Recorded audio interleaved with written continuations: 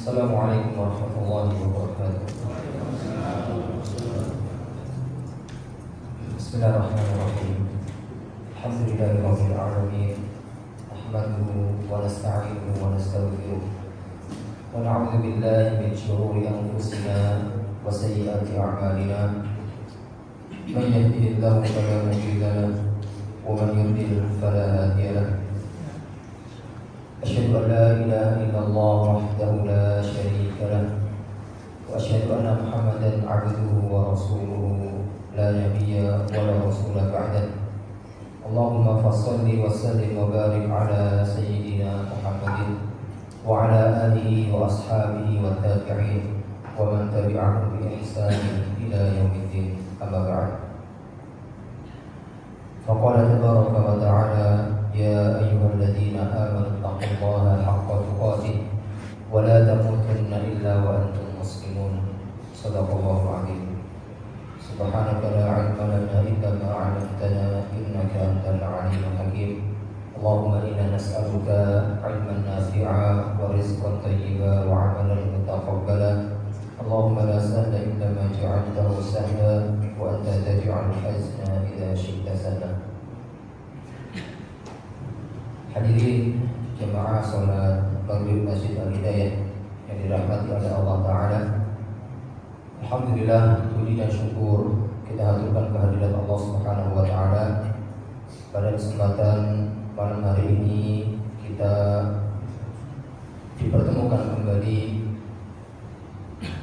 guna mempelajari, mentadabburi nama-nama beliau Allah Subhanahu wa Ta'ala yang indah, Asmaul Husna. Dan pada malam hari ini insyaallah nama yang akan kita bahas adalah Al-Wahhab. Al-Wahhab. Al-Wahhab itu memiliki makna memberi, memberi. Maka Allah Subhanahu wa Ta'ala itu memberi baik yang bersifat materi ataupun non materi. Allah Subhanahu wa Ta'ala memberi baik yang bersifat lahiriah maupun yang batiniah. Allah Subhanahu memberi di setiap detik, di setiap saat. Bahkan Allah Subhanahu wa Ta'ala memberi baik di atas langit yang ketujuh ataupun di setiap jengkal bumi atau bahkan di kedalaman lautan. Maka jemaah yang dimuliakan oleh Allah, kita tidak dapat melihat pada setiap waktu kecuali pemberian-pemberian dari Allah Subhanahu wa Ta'ala. Kalau kita berbicara tentang pemberian manusia itu bersifat lemah. Adapun pemberian Allah itu bersifat tidak terbatas. Tapi kalau pemberian manusia itu sifatnya sangat-sangat lemah, sehingga manusia itu tidak bisa memberikan sesuatu yang bersifat non materi. Manusia tidak bisa memberikan sesuatu yang bersifat batiniah. Bisa manusia memberikan sesuatu yang sifatnya hanya materi, yang sifatnya lahiriah, tapi batiniah dan non materi ini manusia tidak sanggup untuk memberikan. Jadi jemaah yang dimuliakan oleh Allah Subhanahu wa Ta'ala, orang lain itu bisa saja memberikan kepada kita, misal mobil, bisa nggak Bang? Bisa. Manusia bisa saja memberikan kepada kita uang atau bahkan rumah, bahkan pesawat pun bisa memberikan kepada kita. Tapi apakah ada manusia yang mampu memberikan kepada kita sesuatu yang bersifat batinnya? Adakah manusia yang memberikan kepada kita hidayah. Apakah ada manusia yang mampu memberikan kepada kita kebahagiaan? Mungkin kalau yang memberikan rumah, ya, memberikan kendaraan banyak. Tapi kendaraan dan rumah itu bukan patokan kebahagiaan seseorang. Dan manusia tidak mampu untuk memberikan kebahagiaan kepada manusia yang lainnya. Manusia tidak mampu untuk memberikan kesehatan. Dokter itu mereka hanya memiliki obat, sedangkan yang kita butuhkan adalah kesembuhan.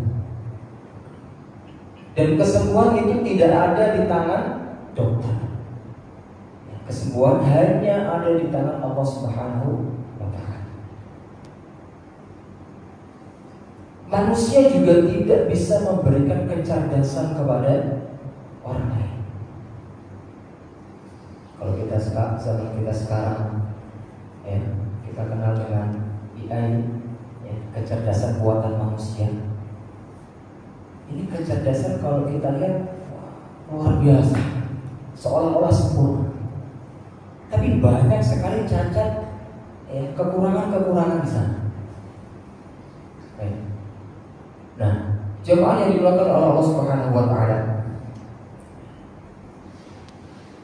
manusia, ya, ketika mereka memberikan, ya, itu mereka sangat terbatas. Sekali, ya, 2 kali, mungkin masih mau memberikan 3 kali. Tapi berikutnya manusia sudah tidak mau lagi untuk memberikan. Misal kita ambil contoh donatur, ya, itu biasanya, ya, ini berbicara pengalaman, ya, itu mereka semangat di awal-awal saja, ya, tahun pertama, tahun kedua, tahun ketiga, tahun keempat mereka sudah kendor. Saat ini kayaknya keuangan kita sudah menipis, ya, keperluan semakin banyak. Kita mungkin tahun keempat sudah tidak bisa memberikan donatur lagi, memberikan donasi lagi kepada para santri. Ada batasannya. Tapi kalau Allah Subhanahu wa Ta'ala itu pemberiannya tidak terbatas.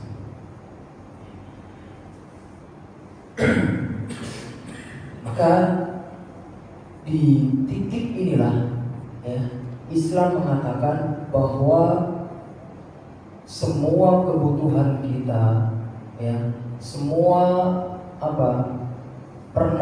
materi-materi yang kita inginkan, kita sandarkan kepada Allah Subhanahu wa Ta'ala.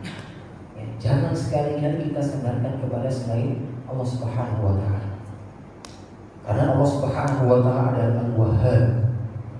Allah itu Maha memberi tanpa batas. Nanti insya Allah akan kita sampaikan, ya, perkataan-perkataan para ulama tentang Al-Wahhab. Maka sangat tidak pantas sekali, ya, ketika seseorang di hadapan Allah Subhanahu wa Ta'ala mereka berputus asa. Mereka sangat tidak pantas berputus asa di hadapan Allah Al-Wahhab. Allah sang pemberi, sangat tidak pantas. Karena pemberian Allah sangat tidak terbatas. Jemaah yang dimuliakan oleh Allah Subhanahu wa Ta'ala, kemudian Al-Quran menyebutkan kata Al-Wahhab itu sebanyak 3 kali dengan pola yang berbeda, dengan konteks yang berbeda. Yang pertama, Allah sebutkan Al-Wahhab pada pembicaraan istiqamah dan hidayah. Bisa dibuka di dalam surat Al-Imran ayat yang ke-8. Allah katakan, Rabbana la tuzigh qulubana ba'da idh hadaitana wa hab lana min ladunka rahmah innaka antal wahhab. Ini pembicaraan pertama tentang kata Al-Wahhab. Allah sandikan, Allah masukkan kata Al-Wahhab di dalam pembicaraan istiqomah dan hidayah. Rabbana, ya Tuhan kami, la tuzigh qulubana, jangan gelincirkan hati kami. Hari ini taat, jangan gelincirkan di hari esok untuk bermaksiat. Jangan gelincirkan hati kami. Hari ini kita sujud, kemudian hari esok kita kufur. Maka kalau hidayah itu sesuatu yang kita miliki, maka kita akan merasa tenang. Kita nggak mungkin tergelincir, Pak. Kalau hidayah di tangan kita sendiri. Rabbana la tuzigh qulubana ba'da idh hadaitana. Ya Tuhan kami, jangan gelincirkan hati kami setelah Engkau memberikan hidayah kepada kami. Kalau hidayah di tangan kita nggak bakal tergelincir ke dalam kemaksiatan, ke dalam kekufuran. Karena bisa kapan saja hidayah itu kita pakai, atau kita tinggalkan, kita lepaskan, seperti pakaian. Tapi karena hidayah di tangan Allah Subhanahu wa Ta'ala Azza wa Jalla, maka Allah memberikan hidayah kepada siapa yang Dia kehendaki, dan Allah akan mencabutnya dari siapa yang Dia kehendaki. Maka jemaah yang dimuliakan oleh Allah Subhanahu wa Ta'ala, bagaimana rasa inginnya Nabi Nuh alaihissalam agar anak dan istrinya mendapatkan hidayah, ikut serta dalam masuk ke dalam Islam. Tapi karena sang pemberi hidayah tidak memberi hidayah, maka anak dan istrinya tetap di dalam kekafiran. Betapa inginnya Nabi Ibrahim alaihissalam agar ayahanda mendapatkan hidayah. Tapi apalah daya, ketika sang pemberi hidayah tidak memberikan hidayah kepada ayahanda, maka ayahanda tetap di dalam kekufuran. Pun juga Nabi kita Sallallahu Alaihi Wasallam, betapa ingin beliau pamannya tercinta mendapatkan hidayah, dan beliau sangat berusaha sekali agar paman tercinta beliau masuk ke dalam Islam. Tapi apalah daya, ketika sang pemberi hidayah tidak memberikan hidayah kepada paman tercinta beliau Sallallahu Alaihi Wasallam, sehingga Abu Thalib tetap di dalam kekufuran. Maka jemaah yang dimuliakan oleh Allah, jika seandainya hidayah ini milik kita sendiri, maka tentu kita nggak akan perlu merasa gelisah tentang hidayah. Mungkin kita nggak akan tergelincir di dalam kemaksiatan, di dalam kekufuran. Tetapi karena hidayah yang punya adalah Allah Subhanahu wa Ta'ala, maka Allah beri kepada orang yang Dia kehendaki, dan Allah cabut dari orang yang Dia kehendaki. Allah Subhanahu wa Ta'ala berfirman di dalam surat Al-Qasas ayat 56, innaka la tahdi man ahbabta walakinna Allah yahdi man yasha wa huwa a'lamu bil muhtadin. Ini ayat berbicara tentang ketika Nabi Sallallahu Alaihi Wasallam berdoa kepada Allah agar paman beliau diberikan hidayah. Sesungguhnya engkau tidak akan bisa memberikan hidayah kepada orang yang engkau cintai. La tahdi man ahbabta walakinna Allah yahdi man yasha. Akan tetapi Allah memberikan hidayah kepada mereka yang Dia kehendaki. Wallahu a'lamu bil muhtadin. Dan Allah mengetahui orang-orang yang diberi hidayah. Jemaah yang dimuliakan oleh Allah, kemudian Kemudian lanjutan ayat tadi, Rabbana la tuzigh qulubana ba'da idh hadaitana. Ya Tuhan kami, janganlah gelincirkan hati kami setelah Engkau berikan kami hidayah. Wa hab lana min ladunka rahmah, dan anugerahkanlah kami rahmat yang Engkau punya. Innaka antal wahhab, sesungguhnya Engkau adalah Maha Pemberi. Nah, ini yang pertama. Ya, di dalam ayat ini, ya, surat Ali Imran tadi, Allah menyebutkan kata Al-Wahhab, ya, dalam konteks meminta hidayah, meminta istiqomah. Yang kedua, Allah sebutkan Al-Wahhab, ya, di dalam surat Shad, ya, ayat ke-35. Allah sebutkan dalam konteks meminta kekuasaan. Doa Nabi Sulaiman alaihissalam yang Allah abadikan di dalam Al-Quran, ya, Allah katakan, Qala rabbighfirli wa habli mulkan la yanbaghi li ahadin min ba'di innaka antal wahhab. Nabi Sulaiman berdoa kepada Allah, Qala rabbighfirli, ya. Sulaiman berkata, Ya Rabbu, ampunilah aku, wa habli mulkan, dan berilah aku kekuasaan, la yanbaghi li ahadin min ba'di, dan tidak ada yang tidak akan dimiliki siapapun setelah aku. Innaka antal wahhab, sesungguhnya Engkau adalah Maha Pemberi. Jadi Nabi Sulaiman alaihissalam, ya, ini secara tidak langsung ingin mengikuti jejak ayahnya. Siapa nama ayah Nabi Sulaiman? Daud. Nabi Daud. Ya. Nabi Daud itu seorang raja, ya, raja Bani Israel. Ya. Nabi Sulaiman ini ingin mengikuti jejak ayahnya. Tapi Nabi Sulaiman sadar, ya, Nabi Sulaiman sadar bahwa kekuasaan ini bukan soal warisan. Ya. Maka Nabi Sulaiman alaihissalam ketika meminta kekuasaan, ya, itu langsung kepada Allah Subhanahu wa Ta'ala. Maka bisa kita ambil pelajaran jemaah sekalian, bahwa kita boleh,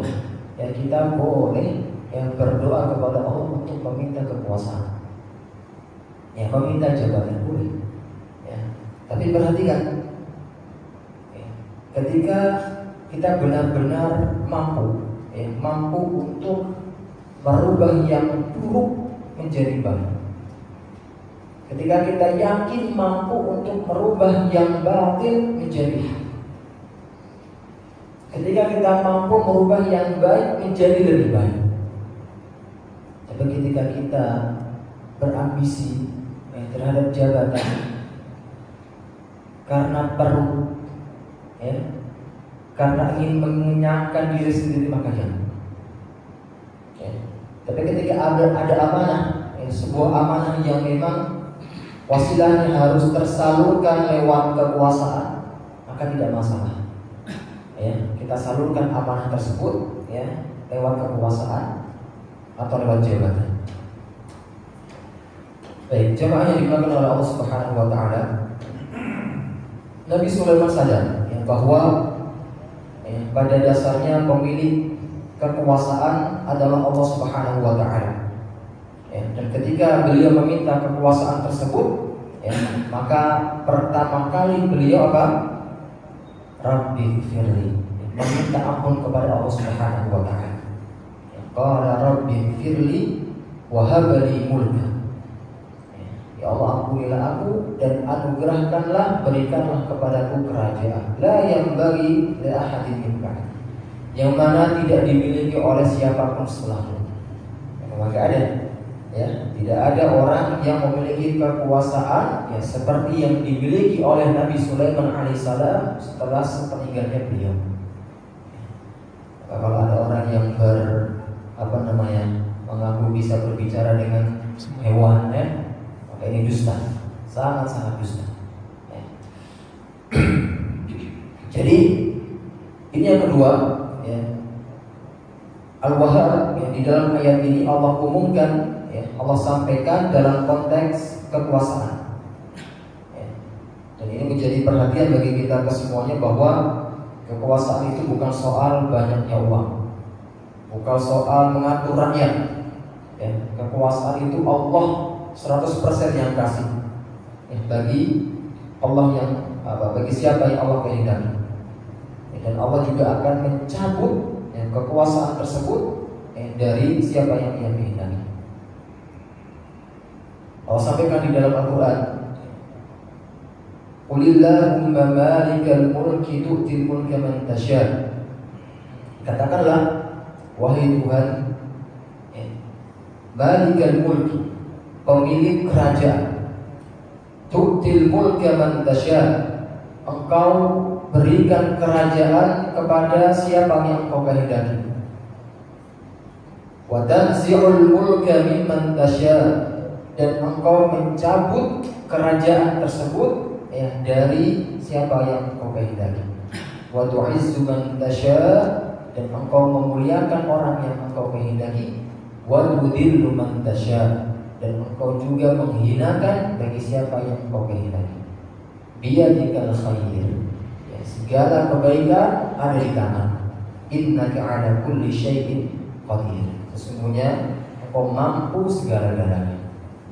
Jadi sekali lagi jemaah yang dimulakan oleh Allah, kekuasaan itu pada hakikatnya milik Allah Subhanahu wa taala. Ya, Allah berhak untuk memberikan dan mencabut kekuasaan tersebut dari siapa yang Ia kehendaki. Ya, ini yang kedua, ya, Allah sebutkan Al-Wahhab terkait dengan kekuasaan. Kemudian yang ketiga, di dalam surat yang sama, ya, surat Shad, ayat yang ke-9.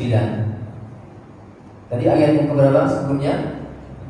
35. Ya, sekarang ayat 9. Allah menyebutkan Al-Wahhab dalam konteks, dalam pembicaraan Rahman. Allah berfirman, Am indahum khazainu rahmati rabbikal azizil wahhab. Dan apakah, ya, perbendaharaan rahmat Allah, perbendaharaan kasih sayang Allah ada di tangan mereka? Tentu jawabannya tidak. Ya, perbendaharaan, ya, kasih sayang Allah itu ada di tangan Allah. Ada di tangan Allah yang Maha Pengasih lagi Maha Pemberi. Maka kasih sayang Allah dalam segala bentuknya itu milik Allah. Ya, kasih sayang Allah di dalam segala bentuknya itu di tangan Allah Subhanahu wa taala. Dan Allah, perhatikan, yang menggenggam, ya, dan memberikan kasih sayang itu dengan dua keadaan. Ya, jadi kasih sayang itu Allah sendiri yang menggenggam, dan Allah nanti akan berikan kasih sayang tersebut, ya, dengan dua. Allah berikan kasih sayang dengan sifat tadi Al-Aziz, ya, keperkasaannya, dan sifat pemberian. Di ayat ini Allah katakan, Am indahum khazainu rahmati rabbikal azizil wahhab. Apakah perbendaharaan, ya, kasih sayang Tuhanmu, ya, milik mereka? Maka jawabannya tidak. Sesungguhnya apa? Milik Al-Aziz Al-Wahhab, yang Maha Perkasa dan Maha Pemberi. Kalau kasih sayang Allah Subhanahu wa taala itu digenggam oleh Allah sendiri, ya, maka kasih sayang Allah ini pasti sampai kepada kita,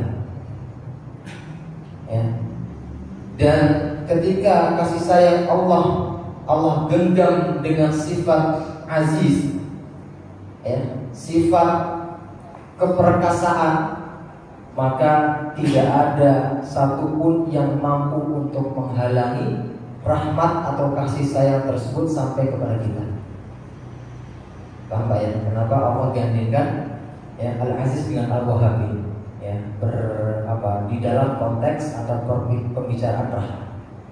Jadi ketika Allah Subhanahu wa taala yang menggenggam rahmat, ya, kasih sayangnya, dengan sifat Al-Wahhab, dengan sifat Maha Pemberi, maka pasti sampai kepada kita. Dan ketika Allah Subhanahu wa taala menggenggam kasih sayang dengan sifat Al-Aziz, Maha Perkasa, maka tidak ada satupun yang mampu untuk menggagalkan kasih sayang tersebut sampai kepada kita. Jamaah yang dimuliakan oleh Allah, manusia itu memiliki sifat kasih sayang, kita sepakat. Tapi kasih sayang manusia itu tidak manusia yang menggenggamnya.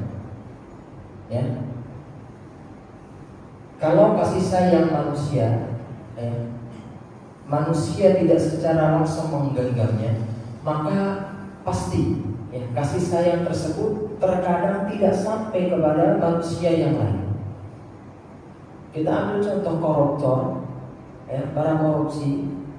Ketika kekayaan berada di tangan mereka, di genggaman mereka, maka tidak akan tersalurkan kepada orang-orang miskin. Ketika kekayaan di tangan para pejabat-pejabat yang tidak amanah misal, maka amanah tersebut tidak tersalurkan kepada mereka yang membutuhkan. Tapi karena kasih sayang 100% di tangan Allah Al-Wahhab, maka pasti kasih sayang tersebut akan sampai kepada hamba-Nya.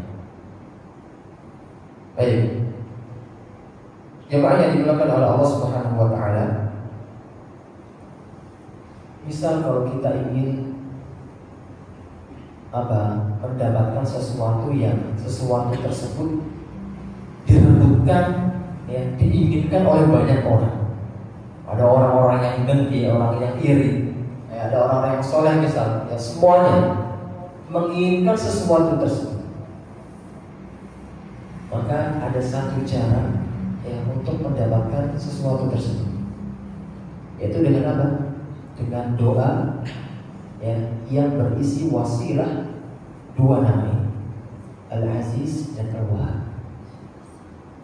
Allahumma inni as'aluka rizqan innaka antal azizul wahhab. Ya Allah, sesungguhnya aku meminta kepadamu rezeki. Bisa disampaikan rezeki yang kita inginkan. Bisa mobil, jabatan apa. Sesungguhnya Engkau Al-Aziz dan Al-Wahhab. Engkau Maha Perkasa dan Engkau Maha Pemberi. Insya Allah apa yang kita inginkan tadi pasti akan kita miliki. Ini yang ketiga. Yang terakhir, bahwa Al-Wahhab itu Allah gantikan dengan rahmat.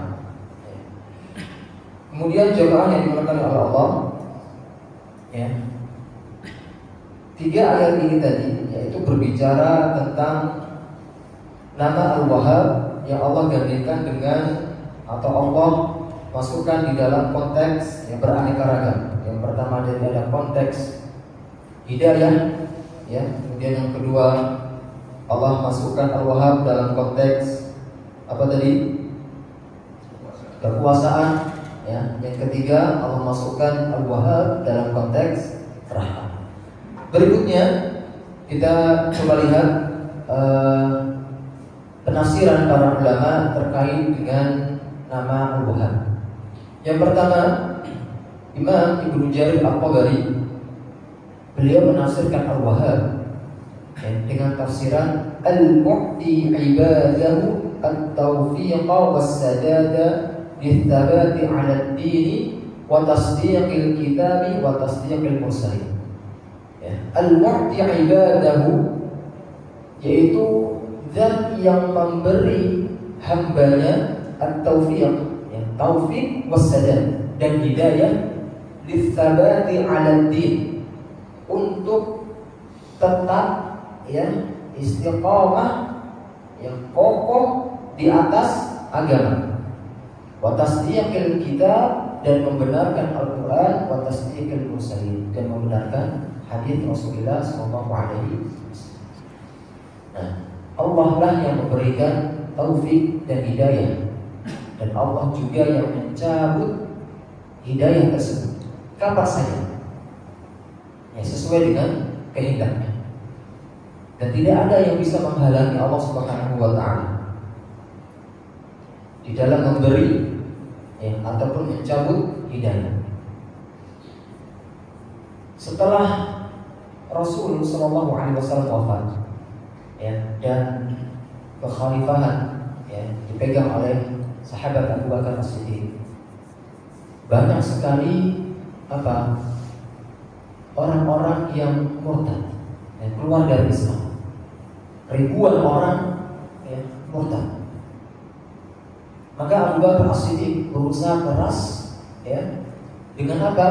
Dengan mengirim pasukan, ya, untuk memerangi mereka. Siapa yang tidak mau masuk lagi ke dalam Islam, maka akan diperangi. Jemaah yang dimuliakan oleh Allah, banyak, ya, dari kalangan murtadin tadi, orang-orang yang tadinya sudah beragama Islam, ya, di zaman Rasul, yang kemudian murtad, kemudian di zaman Abu Bakar, ya, murtad tadi, dan tidak sedikit dari mereka yang kemudian kembali lagi ke dalam Islam. Ya, di antaranya suku Ghatafan. Ya, suku Ghatafan ini, ya, di antara suku yang murtad, ya, ketika zaman Abu Bakar, ya, tapi ketika diperangi oleh Abu Bakar, mereka kembali lagi masuk ke dalam Islam. Artinya seseorang yang masih hidup di dunia ini dan mereka pernah melakukan kesyirikan, ya, itu Allah akan tetap ampuni dosanya, ya. Allah akan beri kepada mereka kesempatan, ya, untuk kembali lagi merasakan manisnya Islam.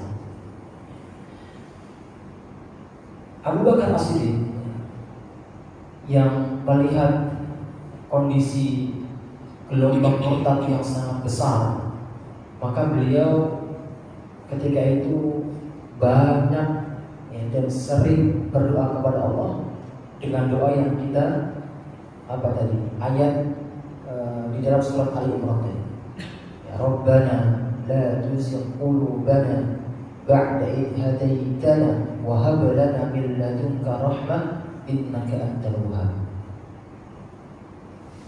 Beliau, ya, Abu Bakar As-Siddiq, ya, itu selalu berdoa dengan doa ini, ya, ketika melihat gelombang murtad yang sangat besar.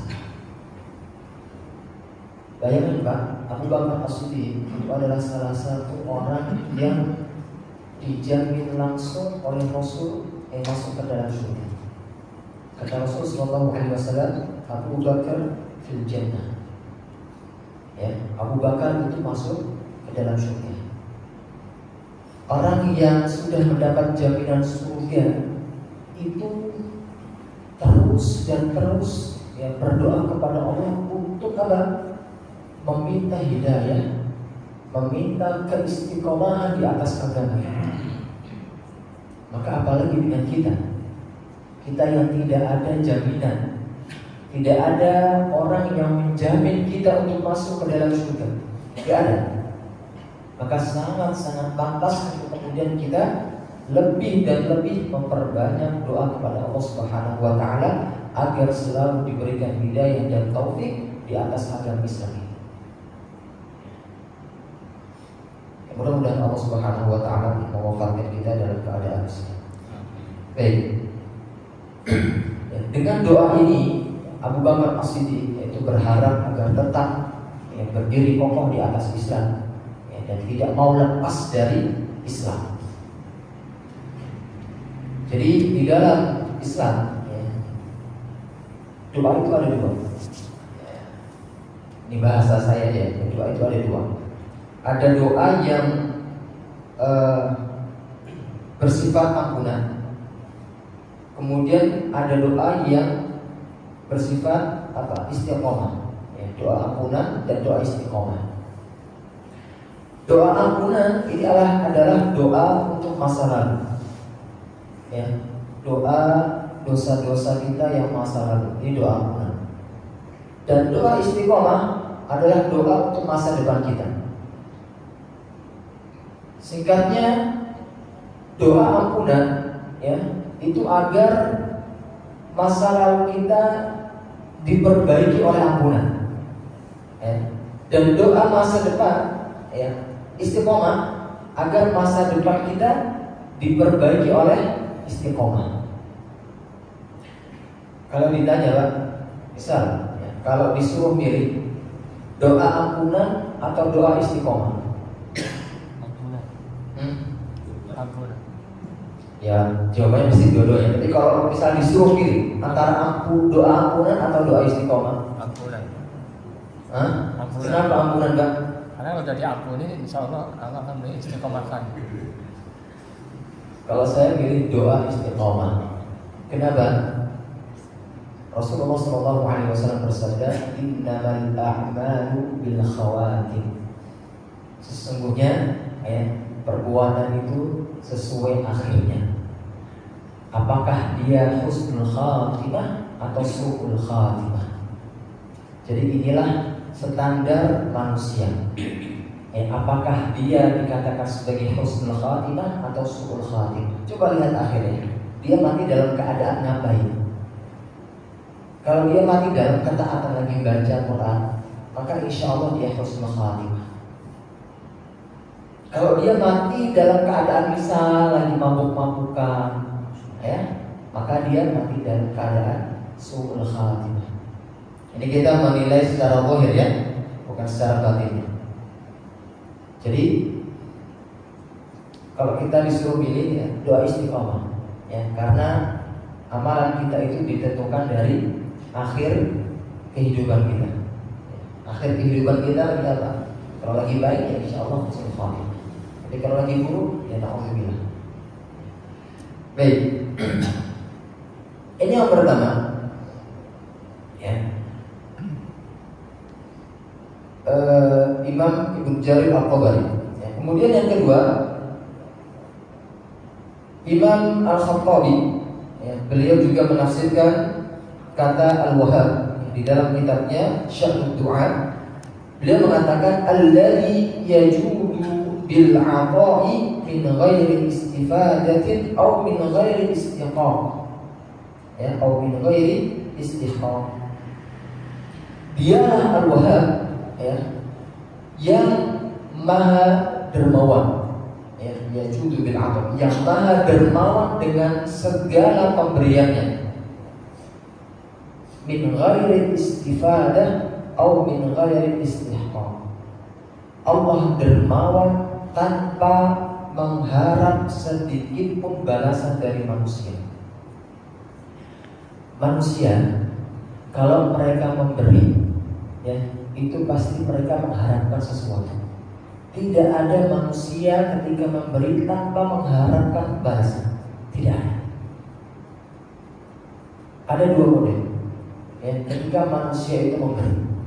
Yang pertama karena dia berharap, ya, balasan dari Allah Subhanahu wa Ta'ala. Yang kedua ketika memberi dia berharap balasan dari manusia. Artinya tidak ada manusia di dunia ini yang memberikan sesuatu kepada orang lain kemudian tanpa mengharapkan balasan. Tidak ada. Di antara dua tadi, kalau kita ikhlas, ya, karena Allah, ya, kita mengharapkan pahala dari Allah. Kalau kita, ya, memberikan sesuatu karena agar mendapatkan balasan manusia, ya, kita mendapatkan hal tersebut. Jadi Allah Subhanahu wa Ta'ala Al-Wahhab yang disampaikan oleh Imam Al-Khattabi tadi adalah khalifah yang tidak sedikit, ya, ulama memasukkan beliau termasuk khalifah yang kelima. Abu Bakar, Umar, Utsman, Ali, kemudian Umar bin Abdul Aziz. Beliau adalah seorang khalifah yang kelima. Ya, beliau ketika berdoa selalu menyebut Al-Wahhab. Dan ini menggambarkan ketakwaan dan kesadaran yang mendalam, ya, terhadap tanggung jawab besar sebagai pemimpin. Beliau di dalam memimpin itu kan, ketika dilantik menjadi khalifah, semua kekayaan beliau hilangkan dari dirinya, dari keluarganya, sehingga beliau ingin hidup dalam keadaan yang sederhana. sesederhana mungkin. Padahal beliau adalah seorang yang kaya raya dan seorang khalifah. Dan ketika beliau dilantik menjadi khalifah, semua kekayaan beliau singkirkan. Kenapa? Karena beliau tidak ingin semua itu nanti dimintai pertanggungjawaban di hadapan Allah Subhanahu wa taala. Dan ada satu doa yang masyhur yang selalu diucapkan oleh beliau. Beliau selalu berdoa kepada Allah Subhanahu wa taala, Allahumma ya Wahhab. Ya Allah, Engkaulah sang pemberi. Habli quwwatan ala iqamatil haq. Anugerahkanlah kepadaku kekuatan untuk apa? Menegakkan kebenaran. Wa insafil mazlum, dan menolong orang-orang yang terzalimi. Jadi pernah suatu ketika beliau itu berkeliling yang melihat rakyatnya, yang beliau temui ada orang tua yang sangat-sangat miskin, yang sangat-sangat kelaparan, dan beliau protes kepada Umar bin Abdul Aziz. Maka ketika itu Umar bin Abdul Aziz mengatakan kepada orang tua tadi, sekarang kehidupanmu saya tahu. Sehingga beliau Umar bin Abdul Aziz selalu membaca doa ini, wa insafil mazlum, menolong orang-orang yang terzalimi. Wa habli qalban sabiran, dan anugerahkanlah kepadaku hati yang sabar. Wa nafsan mutmainnah bi qada'ik, dan jiwa yang menerima semua ketentuan atau semua ketetapan. Jadi Umar bin Abdul Aziz yang beliau adalah seorang khalifah yang sangat luar biasa, dan beliau selalu memperbanyak doa tersebut. Maka bisa kita ambil pelajaran bahwasanya amanah itu bukan suatu kehormatan. Justru amanah itu suatu ujian yang sangat berat, sebagaimana yang dirasakan oleh Umar bin Abdul Aziz. Maka setiap pemimpin selalu menjadikan doa sebagai senjata utama mereka untuk memohon pertolongan kepada Allah Subhanahu wa taala. Seorang pemimpin apa saja Pak? Dari tingkat RT, RW, apalagi lurah, bupati, gubernur, presiden, ketika mereka tidak berdoa ketika menjabat kekuasaan, maka mereka akan hancur dan mereka pasti hina di hadapan manusia ataupun di hadapan Allah Subhanahu wa taala.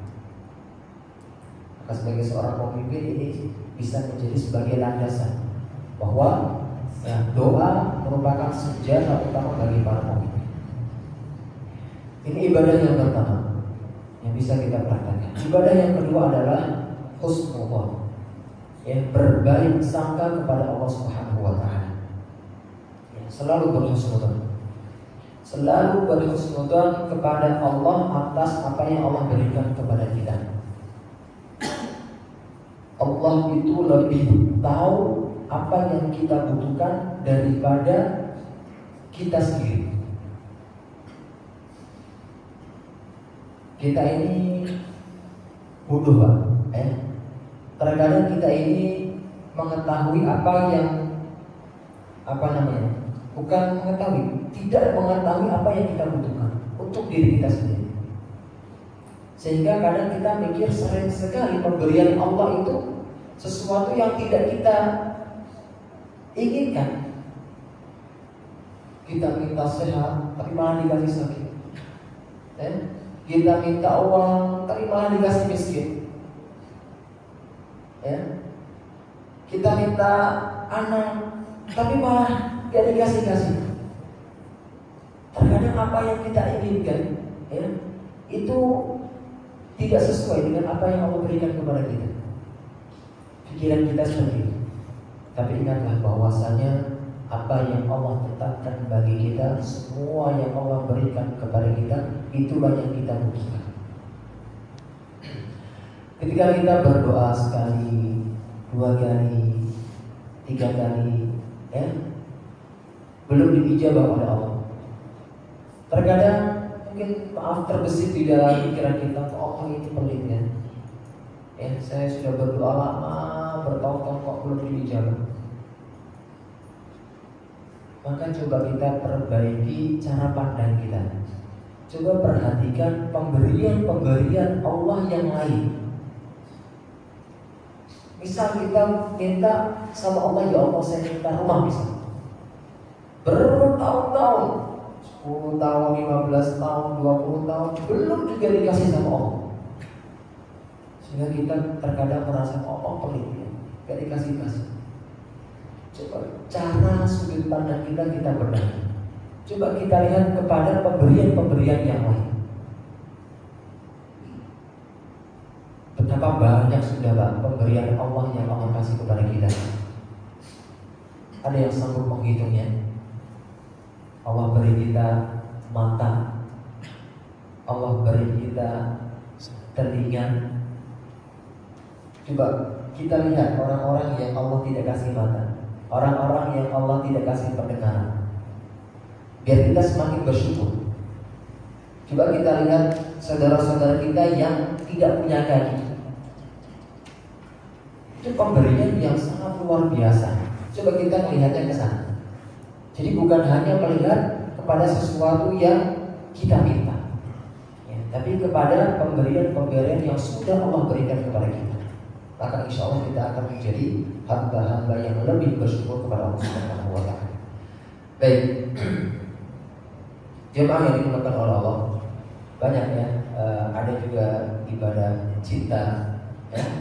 Jika kita meyakini bahwasanya Allah Subhanahu wa Ta'ala adalah Al-Wahhab, Sang Maha Pemberi, maka ibadah yang juga bisa kita praktekkan adalah cinta. Ya, cinta itu termasuk ibadah kan? Ya, tidakkah kita cinta kepada Tuhan yang bernama Allah ini, yang selalu memberikan sesuatu apa yang tidak kita minta, tapi Allah berikan. Dan ini kita alami betapa banyak ya, sesuatu yang kita terima dari Allah padahal itu tidak kita minta ya. Maka kita sangat-sangat pantas sekali untuk kemudian mencintai Allah Subhanahu wa Ta'ala. Baik, mungkin hanya ini yang dapat kami sampaikan pada kesempatan malam hari ini terkait dengan nama Allah Subhanahu wa Ta'ala Al-Wahhab, Sang Maha Pemberi. Kalau ada salah saya mohon maaf, dan kepada Allah saya mohon ampun. Kita tutup dengan hamdalah dan doa kifaratul majlis. Alhamdulillahirabbil alamin.